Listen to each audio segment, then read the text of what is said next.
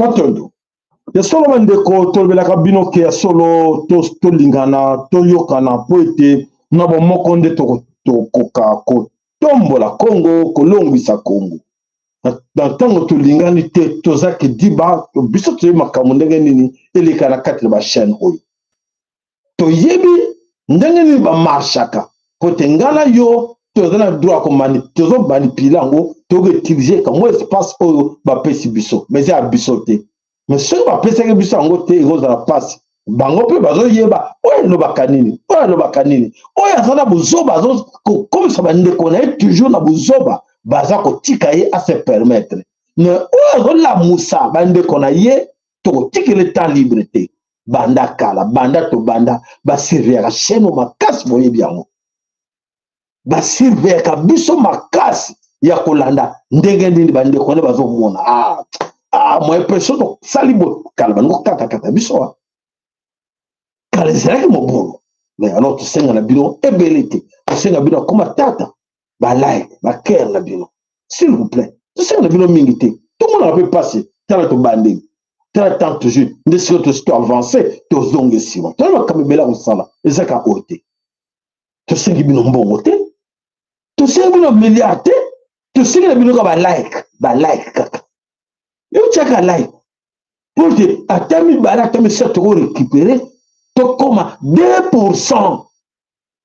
Mission na ngai tokoma ata 2% seulement ya oyo babiki oyo bakobika oyo bakolanda nzela ya tata oyo bakolanda nzela ya tata mpungutu lendo tata kimbakuta ntongo oyo balanda nzela bankoko na biso nasenga na bino yango wana eza devoir nanga eza mission nanga bapesi ngai po te bandeko boya toluka koyeba ezokende wapi mokili bon comme bolingaka mingi makambo bolingi politique comme ça la politique nde bokono tiaka balike ale tokeli sikoyo tosepelisa bino po ete bolingi oyo ya kotiaka balike comme ça ezala na esengo mingi na kati na bino ale tokei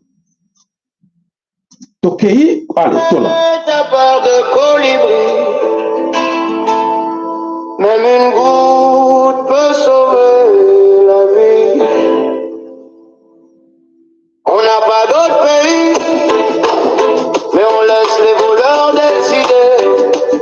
La corruption devient normale, le détournement devient normal, l'insécurité, les voleurs main armée devient normal. Les routes sont cassées, personne ne parle. Les hôpitaux tombent, personne ne parle. Ceux qui nous affament deviennent nos héros. On applaudit ceux qui détruisent notre avenir. On regarde, on subit, on dit c'est comme ça. Voilà. On dit c'est comme ça, on est habitué avec ça, tombe ça nango, et ça passe tombe ça nango, et à cela, bandeko. Alors, comme on met ça nango, tu ne peux pas tomber ça nango, tu es quand même.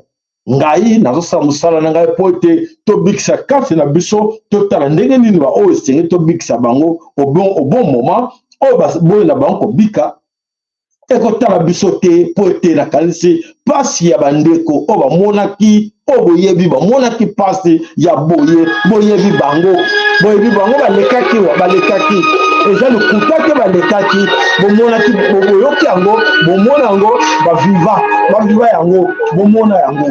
Alors ko bomona pasi bankoko na biso bamona mpo na bino bolobi te bozala bamitie na bo basala bankoko na bino mabe likambo te tokende kaka na ndenge totala oyo biso tolobelaka bino na oyo bino bosengeli ke boyeba oyo bango bazosala bazoloba tokotala na suka eloko nini ekomemela biso ti wapi biso tozoya mpe tolakisa bino nzela ke ya solo bandeko wana oyo tozokende yango eza nzela te.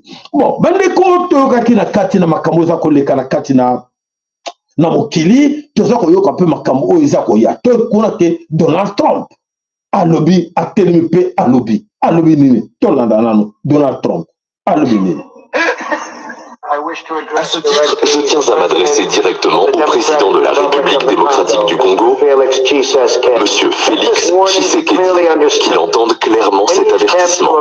Toute tentative de modification constitutionnelle visant à briguer un troisième mandat constituerait une trahison du pacte démocratique et une rupture grave avec les engagements pris devant le peuple congolais et la communauté internationale. L'accord stratégique portant sur les minerais critiques n'a jamais eu pour vocation de servir de monnaie d'échange pour la prolongation indue de mandat présidentiel. Cet accord vise exclusivement la protection du peuple congolais, la sécurisation de ses ressources et la garantie que celle-ci bénéficie d'abord et avant tout aux Congolais eux-mêmes. Je précise également, afin d'éviter toute ambiguïté ou interprétation malveillante, que les présidents des États membres de l'Alliance des États du Sahel ne sont pas concernés par ces mesures. Le respect des équilibres régionaux, des réalités sécuritaires et des dynamiques propres à chaque peuple demeure un principe fondamental de notre approche. Have been initiated to proceed with the arrest of several dictatorial leaders responsible for massive human rights violations. Voilà, le message est bien passé. Nakanisi, chose allée où on a pas été tout le bas haut, les caractères de Mokini, bon, ça l'a qui débatté. Alors, nous venons là avec l'alerte. L'alerte en ce moment où les Congolais qui dit distrait, et il y a des choses qui se passent dans la carte de Mokini. Les choses qui se passent dans la carte de Mokini, dans le Congo, dans le Toti, là, ont vu plus de 30 ans de guerre, de l'occupation de l'Empire Imatuti au Congo. Et l'occupation de l'Empire Imatuti, occupation on a et bandi les noté effectivement, occupation on a et bandaka. Bandaka bundisa Congo depuis longtemps. Yako côté la Congo à plusieurs fois pour menacer Congo. Banda bankoko la biso. Ndeko moko historien ayele biso na maloba. Nako chake boyo kaina. Et bon biso na bino to analyser makambo oyo otoza komona le la carte ne Congo dans tout là. Allez, on est parti. La guerre que le Congo vit à l'est, les gens ont tendance à la présenter comme si ça fait 3 décennies, ça fait 30 ans que les Rwandais nous agressent. Non. Nous devons avoir une mémoire historique. La guerre que les Rwandais nous mènent, ou la guerre des Nilotis contre les Bantous, c'est une guerre séculaire. La première fois qu'ils nous ont attaqués, il y avait le royaume Rwanda qui avait attaqué le royaume Bushi. Le Bushi, les Bashi, ce sont des Bantous. Ils ont attaqué déjà en 1388. Ils ont attaqué les Bashi, ils les ont repoussés, c'était un échec épuisant. Ce n'était pas fini. 3 siècles après, en 1604, ils sont revenus, ils ont encore attaqué. Donc l'histoire de chercher des terres au Congo, ce n'est pas d'aujourd'hui que ça a commencé. Donc ça fait plus de 4 fois. Ils sont venus en 1388, ils sont venus en 1604, ils sont encore venus en 1766, ils ont attaqué et ils ont encore perdu. Et la dernière fois qu'ils avaient attaqué, c'était avant même la colonisation, avant même la conférence de Berlin. C'est en 1973. Là, ils sont venus, ils ont gagné. Mais quand les Bashi ont fait la contre-offensive, ils ont attaqué jusqu'au Rwanda, ils ont pris des terres au Rwanda et ils ont même pris leur tambour sacré là. Et les Rwandais avaient fait un deuil de toute une année pour pleurer leur mort. Donc quand ils reviennent en 1987 avec l'AFDEL, mais c'est la 5e fois, c'est pas la première fois. La guerre n'a pas duré 30 ans. La guerre ici est séculaire. C'est les Nilotiques qui cherchent des terres chez les Bantous. C'est pourquoi nous devons prendre conscience et défendre nos terres, défendre nos populations. Alors, je sais que parmi vous, et je sais que il y a des historiens aussi, parce que hier, ce n'est pas la première fois, c'était en 1388, en 1604 et à 1766 et à 1873. Donc 4 fois. À celle de recherche, on est d'accord avec lui, 4 fois. Alors, 4 fois, Aujourd'hui, comme on dit, et en 1996, va revenir encore. Mais on se pose des questions. Dans un pays ou dans une nation, il y a des historiens. Il y a des gens qui connaissaient cette histoire depuis la nuit du temps. Parce que l'historien est 20 ans côté. Ce n'est pas la première fois. Mais on se pose des questions. Avant toute chose, dans le pays, il y a des gens, il y a des groupes d'études, il y a des groupes de commissions, des gens, dans le passé, Bangkok, on a biso, viva le Cambodge. Dans le passé, Bangkok, on a biso, mona passe pour le Cambodge. Bolanda. C'est là. Bangkok, on a biso en 1388. Bangkok, on a biso en 1604. Bangkok, on a biso en 1766. Bangkok, on a biso en 1873. Ah! Mais honte à vous les intellectuels, honte à vous les historiens, et honte à vous les diplomates congolais. Comment cette histoire ici s'est datée depuis des siècles, que cette chose se répète au Congo et avec les mêmes gens, l'empire Imatuti.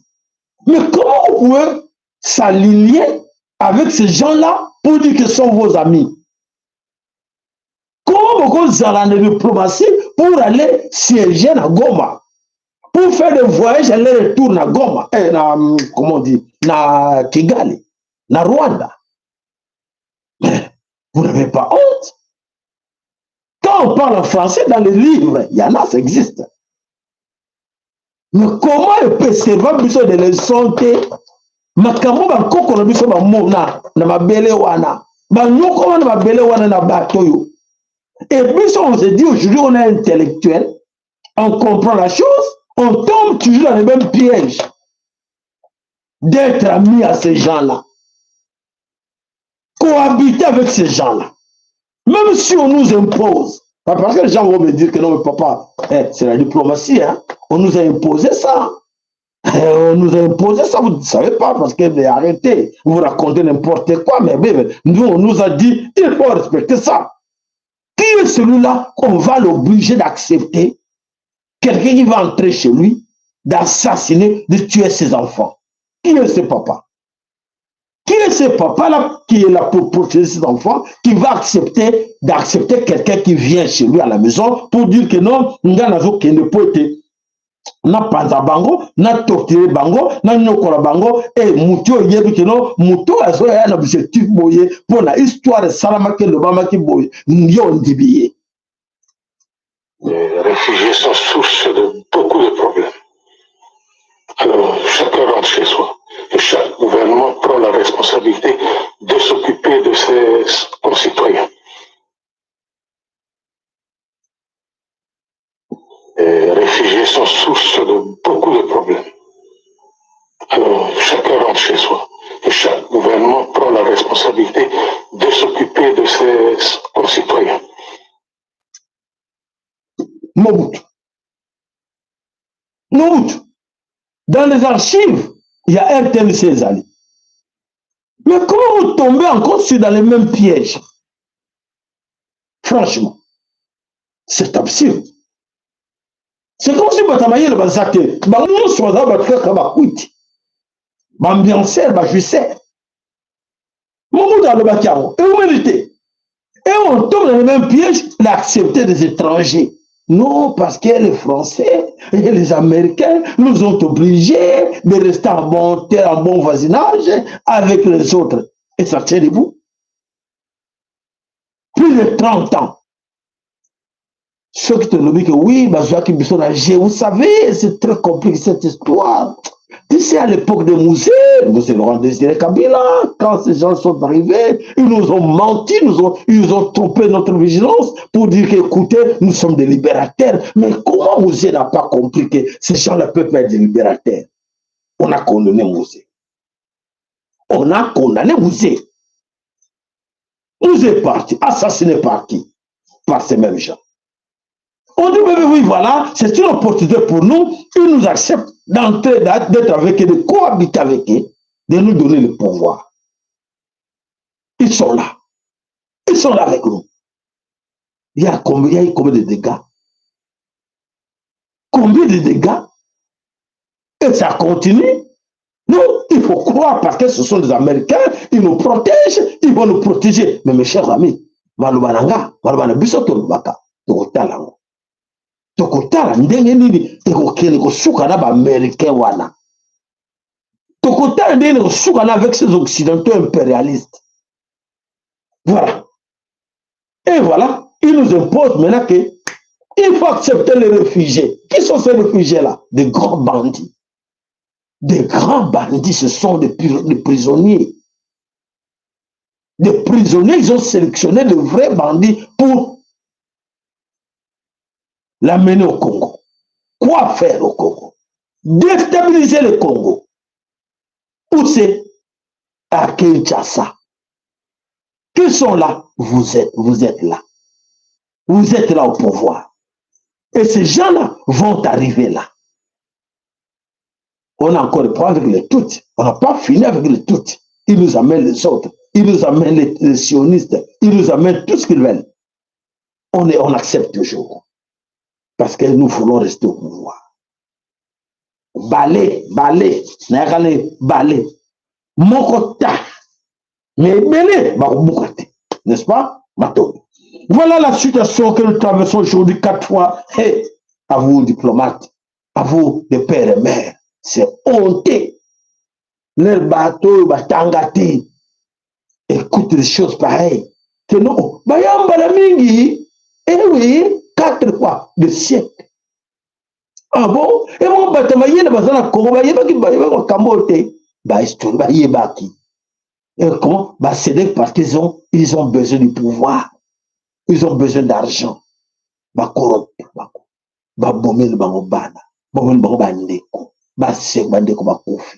millions de personnes. 18 millions nous comptons aujourd'hui. Plus de 18 millions de Congolais. Et comme ça, dans l'histoire, quand on rappelle des choses pareilles, qui sont des responsables, qui acceptent aujourd'hui devant vous, ils ont tant la maison le bas. Matondo bende konga balance sommet Congo, comme on dit toujours, honte à vous. Alors, on vient, Bolanda oyo nyonso tobelaka bino ke makambo nyonso oyo eza kosalama awa na kati na mokili bo baza koyeba te ke sort nango ekozala mabe dans la suite. Ekozala mabe comment bandeko na ngai ya solo bandeko ebele baza koyeba te on est nango comme alerte. Vous êtes prêts à suivre? Suivez. Alors, mes chers amis, quand on est distrait là, Kidiba, tout ça Kidiba, Balek, tout ça Kidiba. Il y a des choses qui se passent chez nous, tout ça Kidiba. Vous savez quoi? Quand nous dormons encore, nous sommes là en train de là là-bas Pongi, comme tout le monde là là-bas Pongi, les autres travaillent à notre place. Les autres travaillent au même moment que nous sommes là là-bas ne pensez pas que ça les vôtres. Comme vous êtes des Bantous, noirs comme moi, vous avez un viseur na bango. Vous avez une liste noire na bango. Tout le monde, sauf personne. Je dis bien, sauf personne. Voilà. Alors, nos ennemis aujourd'hui se complotent pour nuire Bissot. Qu'est-ce qui se passe? Vous êtes distraits. Toquer la Coupe du Monde. Ah, ils sont distraits. C'est bon, ils sont distraits. T'as gagné. Ils sont distraits. Ils continuent à fêter. Ils continuent dans l'ambiance. Laissez-les, ils sont distraits. Ils sont très contents. Nous sommes distraits. Qu'est-ce qui se passe en ce moment? En ce moment où nous sommes distraits tous, on se donne la faute. Qu'est-ce qui se passe aux États-Unis d'Amérique? Voilà, mes chers amis. Aujourd'hui, dans l'est du pays, le massacre continue. Plein d'extermination continue. Ils tuent chaque jour. Au moins 100 200 personnes assassinées par ces criminels de l'Empire Imatuti qui se cachent derrière M23 et AFC congolais, selon Bango. Alors, le massacre au Bazo chaque jour, dans le Congo contre les populations civiles, dans la zone où ils allaient occuper. Bazo Boma chaque jour. Auto monde ba imato la sabino ngo vous savez quoi, pour votre information, tous ces corps là, toutes ces images là, photos, vidéos de tout ce que vous avez vu là, en ce moment où je vous parle, ma vidéo là est allée aux États-Unis d'Amérique. Nakati ya ba nani, nakati ya ba lobinga ba tuti.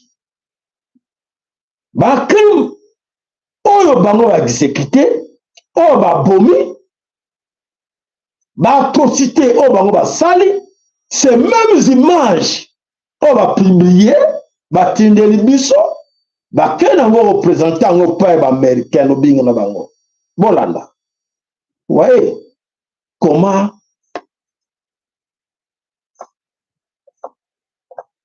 les Nilotiques,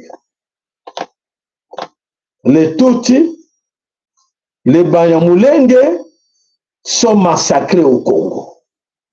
Voilà les images. Voilà comment le régime de Félix nous massacre là au Congo. Voilà comment les Congolais sont en train de nous massacrer là. Ils sont en train de nous exterminer. Mais tandis que sont leurs crimes.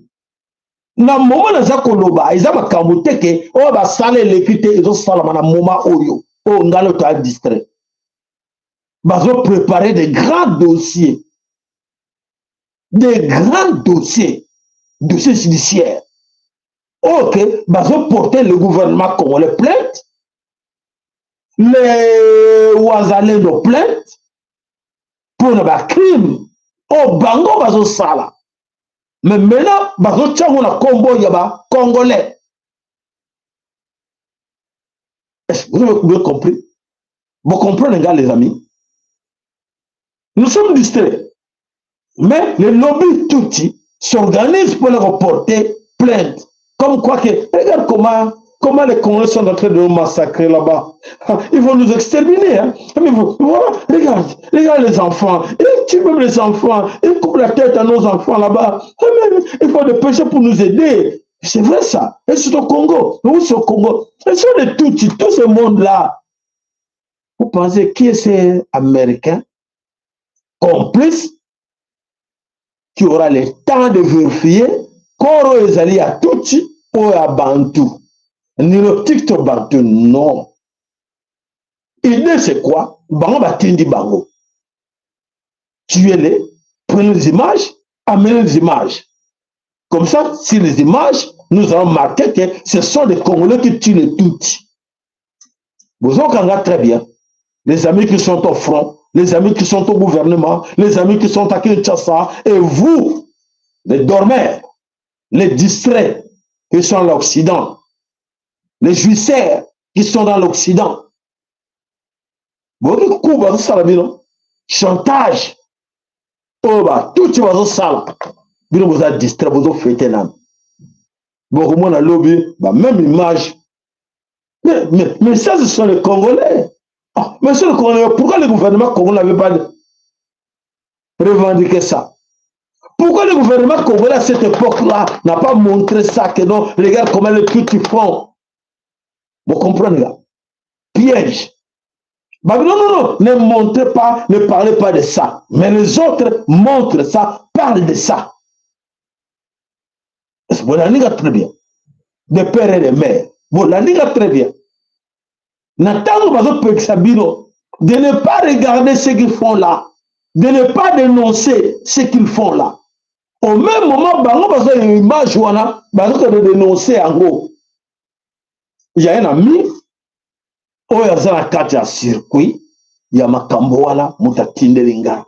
Makambo, tout ça, Koloboyo. Ils en anglais, à Tindelinga Yango. Je crois que ce qui n'a qu'au monde rapidement, je peux vous montrer ça, comme ça vous allez comprendre comment nous, les Bénin Congo, les Congolais, tout ça, la carte à distraction, et que en ce moment, comme ils ont les carte à Mboka, ils ont comme Mboka sérieux, les bisous sont la carte ambiance. Dans la carte ambiance, voilà. C'est ça, ce document, je pense. Voilà. Yangoyo, dossier, je pense que c'est ça, oui, c'est ça. Docteur Bojana, Koulibaly, Tandé, Ottawa, tout ça. Voilà, je pense à Kangi Photo, wana, à Tindre Kingango Poité. Au moins, l'article Zawana, et on va sauter. Il y a une adresse, il y a Ndeko. Excusez-moi, non, je retire un peu pour éviter que Mansour Bakomona, Baye Bake, Yemutu, Azali, déjà pour attaquer Bango, tout ça. Mais le message est bien clair que, voilà, l'histoire, Oyo, Makamisa, Salema, génocide, au bas de la carte de Congo, mais génocide, Wana, et ils sont en plein Moussoussou. Au Bango, Bazo Sala, et le Salama, le gouvernement congolais, Baza, Kostala, génocide, Nabatouti. Mais Mona, au Bachana, mémorial, la Bango, au Bachakeno, Bakor, tête, Yabatouti, et Belé, au Bakeno, Lokota, au Bachakeno, regardez, Batouti. Ces gens-là n'ont pas fini avec ça. Ils continuent avec la même stratégie. Si vous êtes pour quoi je vous informe. Alors, voilà, Bandeko, la Kazi Mikolokoya, ne tokana Bandeko, faut passer la pétition, ok, pour dénoncer le quoi. Mais le quoi, c'est que le gouvernement congolais s'en charger. Pour passer la pétition, pour la vérité. Mais comme le gouvernement congolais est allé hybride, tout le monde hybride, de ce qui se passe là-bas, moi, je vais le nana koloba. Nana koloba, moi, nana ko dénoncer en azate, bobake, ezana mutuna bino. Vous êtes au courant? Ezana mutuna bino, ba crime sozo le kakuna, ezana mutuna bino le gouvernement. Ba tout ce bazo accuser bino déjà là où ils sont. Ba le bino na bango ba sal déjà et kozana mutuna bino ba to bozana kata gouvernement. Oh toloba kité. Vous avez dit qu'on a biso. Faut te la vérité, to bombel bit la vérité. Ngai ba sinalenga qu'il y a des choses qui se passent là-bas. Mais bah, quand on va faire la distraction, bah, ça, tout ça, effectivement. Voilà, Bandeko, Oyoza Koleka Kuna, Yango Wana, donc, bah, massacre, nous sommes Koleka Kuna, le Binga, bah, toute la carte des États-Unis prépare une plainte internationale contre les Congolais pour justifier, bah, ça va prévenir, il y a, bah, oh, bah, les Congolais massacrés à l'est du pays, mais là, ils présentent ça comme sont des Tutsis qui sont massacrés par les Congolais. Donc, l'inverse. Vous l'avez dit, vous êtes informé de la situation oyo ezakole kakuna na kati na mboka na kati na États-Unis d'Amérique bino boza na kati na ambiance les Congolais qui sont aux États-Unis à gauche à droite boza na kati ambiance ce soit Congolais vous faites quoi là-bas t'es biso t'as biso d'ambiance pouvoir ya biso mais pouvoir ya bino mais boza salarié pour défendre Congo le banda le bing oya bino bo salarié mafia le bing ba Congolais on va approcher le gouvernement, ils ont mafia. Oui, t'es gêné, tu es là. Ah, tu es là. Ah, tu es fait présidence, tu as la COP, tu as approché, il y a Donald Trump, tu as proposé, tu as ça, tu es là. Et là, tu as 30%. C'est ça. Mais le bing, ça la pour l'intérêt à Congo, dans leur tête de vie. Ils ne fondent même pas leur gouvernement. Voilà. Bah, ils ne fondent même le régime là bangoté. Course. On va fio. Course, on va fio. Qui a dit qui béni? Voilà, bande comment on somme que le Congo a sur que toko takato le la cabino o ya zo kate makamazo le kana kate na mboka ko le Congo et ko za passe mingi na ba oba zo yo kate o ne se pesa bino toke wapi toujours na kate na mboka Kivu l'espace grand Kivu qu'est-ce qui se passe là-bas l'espace grand Kivu ya solo ezali ya passe na mawa alors je bino kwana avant to contre mozindo totala et lo connu le sala ka passe na kate de ko le Congo. Origine makambo ino seda na mutu wa banani. Allez, bolanda. Là, l'école, notre élite est incompétente, moi compris. Nous sommes allés dans une école qui fait de nous des gens corrompus. Nous sommes allés à l'école et cette école fait de nous des intellectuels qui ne savent rien.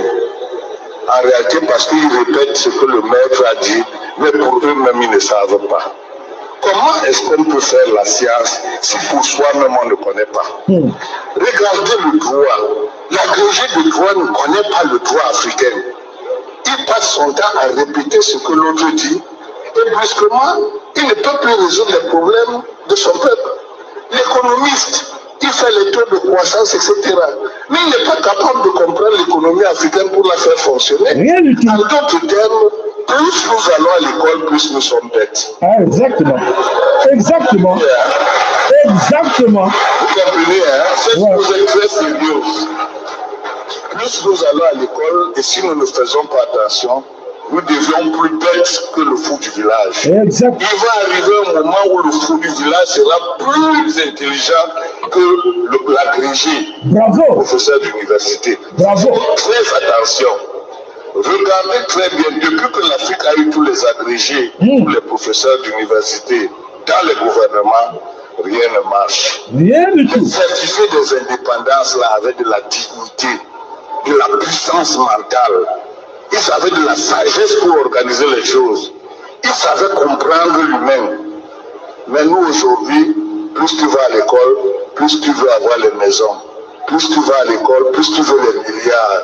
Plus tu veux les milliards, plus tu crois que l'autre n'est rien. Plus tu as l'autre n'est rien, plus tu as le sentiment que tu peux le piétiner et le jeter en prison. Nous avons perdu jusqu'à notre humanité. Faisons très attention. Moi, quand quelqu'un me dit qu'il est premier en classe, j'ai peur. Parce que plus tu es brillant à l'école, plus tu es répétiteur, plus tu es né pour suivre le maître. Formaté. Très bien. Tous ceux qui sont allés à l'école en général, ceux qui se disaient premiers de la classe, sont les plus médiocres dans l'organisation de la société. Exactement. Ça, je le dis de manière claire. C'est la raison pour laquelle les civils ne sont plus capables de gouverner nos pays.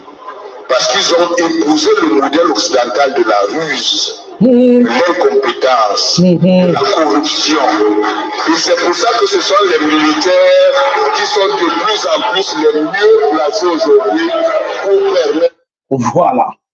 Alors, mes chers amis, voilà ce qui se passe au Congo aujourd'hui. Tout ça, business tout. Et c'est que les canacats na caisse pour être foutu à facture. La facture à consommation, nous sommes consommer les lots, autres que bébisa na katina mokili au Congo, faut toujours trahir Congo dans tout là aujourd'hui pour être dans vos intérêts, dans bisomoko individuel. Voilà bandeko zo sara passe mingi ya komona nyoso oyo to komona na katina mabele ko Congo. Mais bandeko to lemba petit to na biso to na bino elongo. Tako kene na ngotina suka tie kotala esika nini oyo ekomema biso.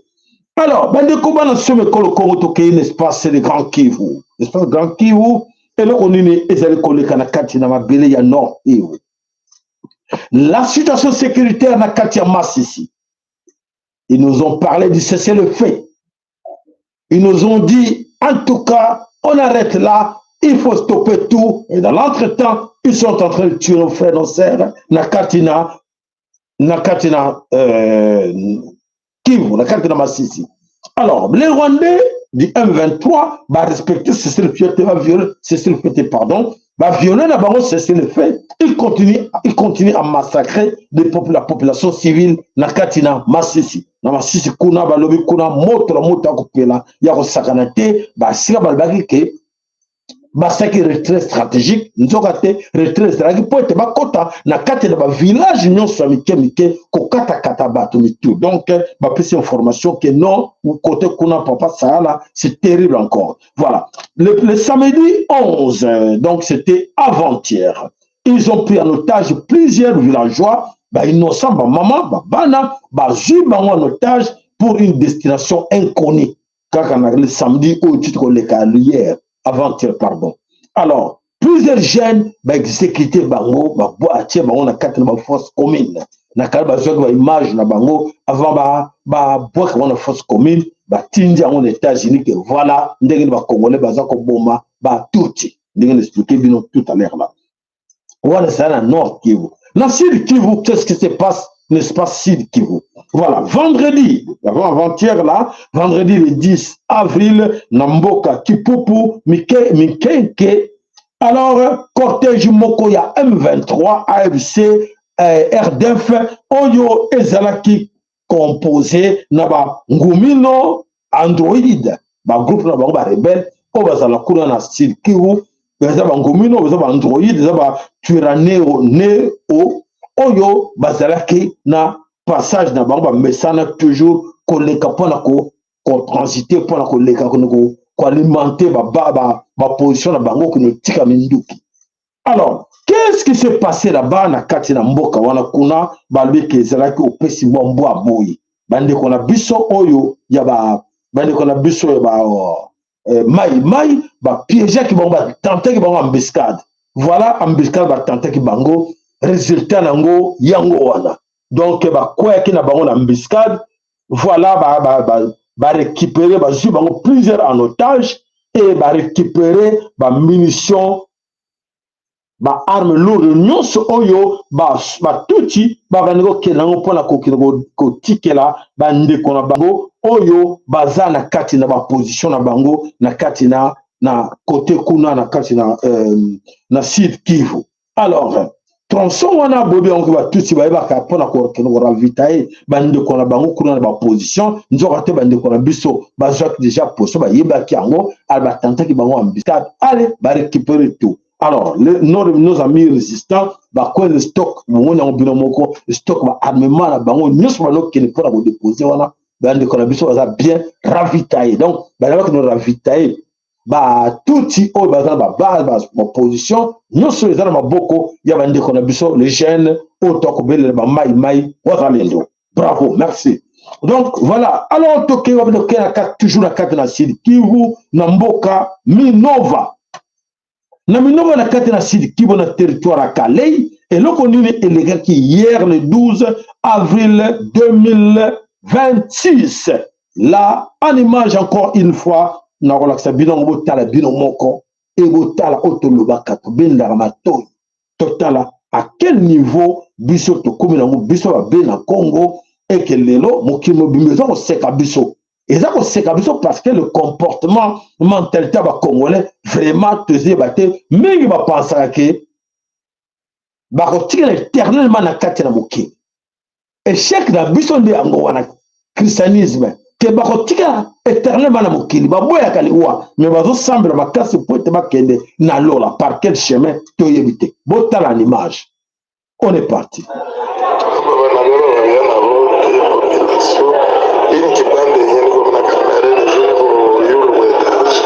Incroyable mais vrai.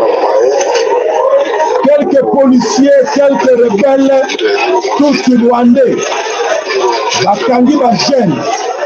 Tous ces jeunes que vous voyez là, donc on appelle que les moutons. Les moutons, parce qu'on a un abattoir. Donc on est à l'aisement. Il faut que le Mabango.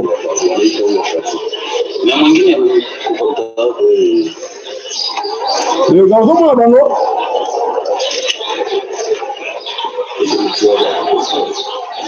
Il y a que le Mabango.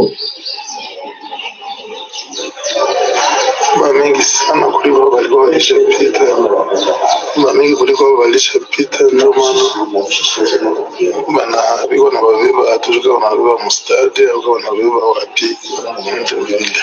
Même les gens qui sont dans les maisons, hein, ils se cachent là parce qu'ils ont peur.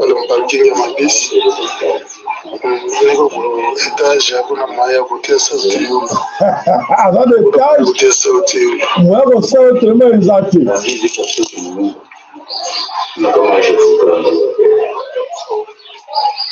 Voilà, Bandeko, et ça passe. C'est triste de voir des choses pareilles. Bandeko, et l'on dit, et ça connaît Kawana, on a que peuple mouton péri. Le peuple mouton de péri. Et ça, bon, on a pourto. Et d'abord en Afrique, de payer tous. Kobanga totali boso bobangi. C'est ma moussima tika ba bituma lito de cola père. Ba tika de cola père. Bon moussimi boza banda ko mi bal me baza péré. Baza belé na kati bandako. Bazo zera batuzo bundela bango Congo. Pour le venir, hey Congo est bongi te, et to zonga te, to que le Congo est bongi. Mengi moko za fimbu ya kekele. Batata, ba mama, mengi moko za fimbu ya kekele moko ye bango te. Po mibali bazate. Mibali ko bundela Congo bazate na moma oyo. Na kuna na mboka, na libanda bo bazaki censé yewa libanda ba ke no bundela Congo bazate. Bakangi maboko. Palandi mbongo corruption. Bon kene wapi. Mama Congo yebi. Abi moko na kati na bino bomba na ndenge ne. Tala bande ko na bino. Avec quelques 10 soldats, ba tala l'espace bazali. Mais tala bango ebele. Ba péré.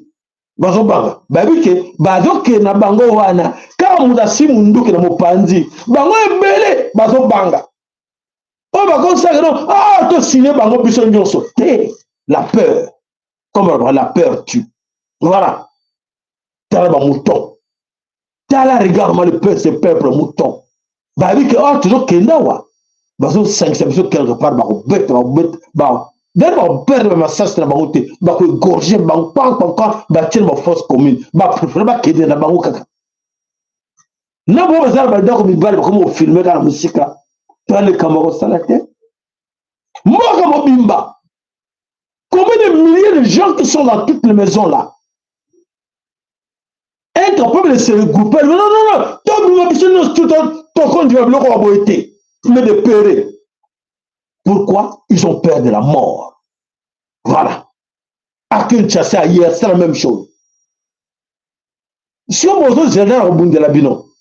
Là, on dit non, bandeko, bon chambongo, poto pesa bandeko, on a kuna, bam, t'es mbongo, boy. Bon, bandeko, toi, quand on est seconde bango, toi, bout de la côte, boy. On dit, regardez, bon, misabana, le bimba, quelqu'un, bana, monsieur, bundate, moi, n'a pas bimate, ndeko, n'a pas bimate, comme bimate, bon, banana, ndakwe. Oh, n'a pas bundela, n'a pas libéré le Congo. Tala. Bandeko, toi, tout la bino, vous avez belé awa.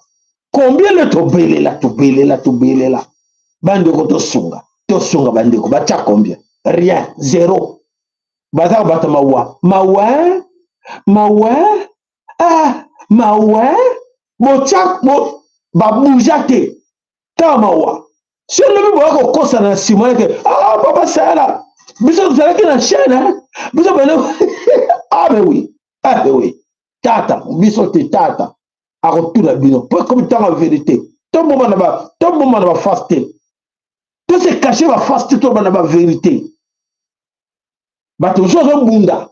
Bien mo bombani. Bato jozo bunda ko ko ba bunda mama Congo. Bien mo bité nga mbongo oh bon nga kayo na no pesa bango sio. E bango lobby yo moko yebi ke o la ke mbongo na kayo pesa bango te sia. Lobby ko no beta to la Congo na Congo ko sanza yo. Mama Congo beta au fimbo.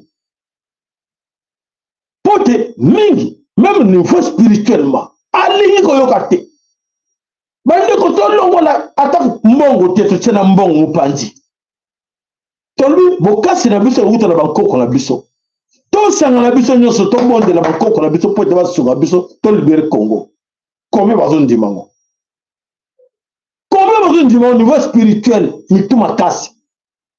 Niveau finance, ni mutuma kasi. Niveau physique, même au pays, même awa, mituma kasi. Boningi nini? Babo trabiso mboka ngo. Ah, pe bazo benga na bino. Ah, zo be babo keni wapi? Bo baza ki diba, bo tira ki diba. Awa, bo tira ki diba. Oh, biso to me ngana za américain te. La mi kananga américain, la mi kananga ba belge, la mi kananga français ma ba te. Ngana za mboka na biso, mboka na yo. Koko na ya noir abundela mboko yo, ba kilane tanga jawa. Koko na yo. Koko na yo. Abundela mboko yo. Fainéant, égoïste. bakoko na bundela mboko babundela mboka na bango yo zalaki wapi yo ye na tango ekomi bien bango makile tanga kende na i promo na ba cimetière kende na i promo na ba cimetière babundela mboka na mpo lelo koma boy yo ya yo le boy ko bundela ngo ozo banga liwa n'est-ce pas bo banga liwa obangi liwa obangi be poche bana wana bazo nyoko bango moko kuna mbongo lié ezate mbongo sombe loko ezate mbongo mena même mai ezate pona yo boy na yo me batine ko na poto mazu bo sunga yo boy matondo voilà bande ko ngai bana some ko Congo bo moni ba peuple na bino bana na bino ba peuple mouton bango nyonso na la kelele pour destination la mort ni ba kewana to kaka lobby ba image bimi ale ba kata ke bango mitu to ko sala nini poete bango ba saba pere biso penel banda pe ba pere kuna pe na kate na Congo Kinshasa ba pere ba deso banga minduki alors ba botra biso mboka po ba yebi ba to sala minduki ba bike peuple wana ba bantu ba banga ka munduki beta ka mo seulement to wa ba telle même direction munduki beta mité et si que betami ba niko mwana moto ko yeba ku wa musa ke ku premier sika muta beta ke munduki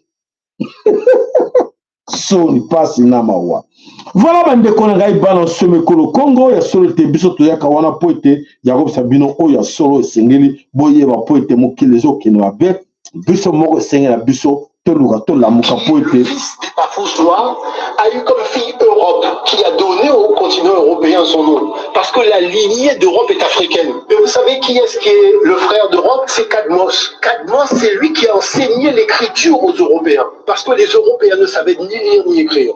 À l'époque, Cadmos était parti pour léguer l'écriture qu'il avait héritée d'Égypte et lorsqu'il part donc pour transmettre le savoir de l'écriture en Europe, les Grecs même reconnaissent que c'est pas aux Européens qui venaient d'arriver qu'il est venu enseigner ça. Il était venu enseigner ça au Pélage. C'est pour ça que les Grecs appellent l'écriture les lettres pélagiques.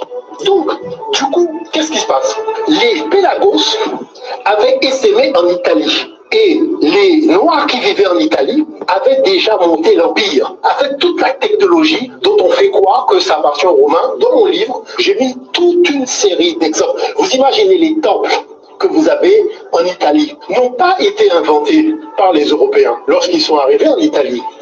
Ni la forme des lettres, ni le nom des lettres, ni la phonétique des lettres ne viennent du cerveau d'un Européen. Et c'est pour ça que vous prenez n'importe quelle science et vie, vous allez voir que sur l'Europe, il n'y a pas d'écriture. Vous voyez, il n'y a pas d'écriture antique, parce que l'Europe n'est pas un continent d'écriture. Comme Matondo, voilà la tango, vous y avez été, c'est comme si comme une civilisation,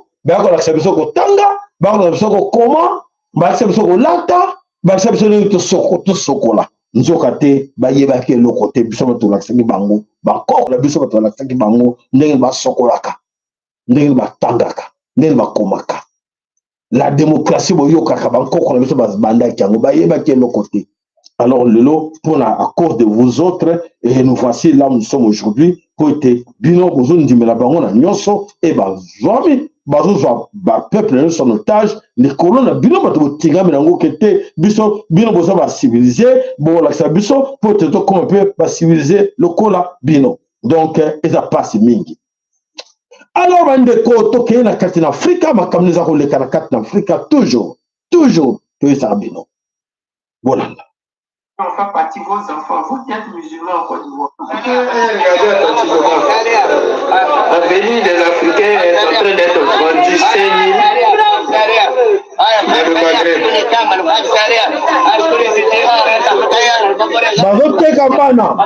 Vends tes enfants, la marché, au moni. Il faut les vendre, il faut les brader. Parce que ce ne sont pas des êtres humains. En 21e siècle. C'est comme ça ils nous voient, c'est comme ça ils nous traitent. Chez eux, c'est une vraie réalité qui existe encore au 21e siècle. Voilà. C'est la réalité. C'est honteux.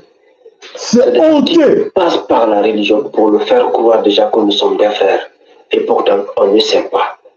C'est pourquoi je ne laisserai personne utiliser la religion pour me faire croire que je suis son frère. Si tu dois m'aimer, il n'y a pas de souci. Et moi, naturellement, parce que Dieu même qui nous a créés, c'est le Dieu qui prend l'amour entre les êtres humains, qui nous traite. Voilà. Voilà, bandeko, eloko leka na 21e siècle, bazoteka bana na Liban, noa mundele, pardon, limbisa.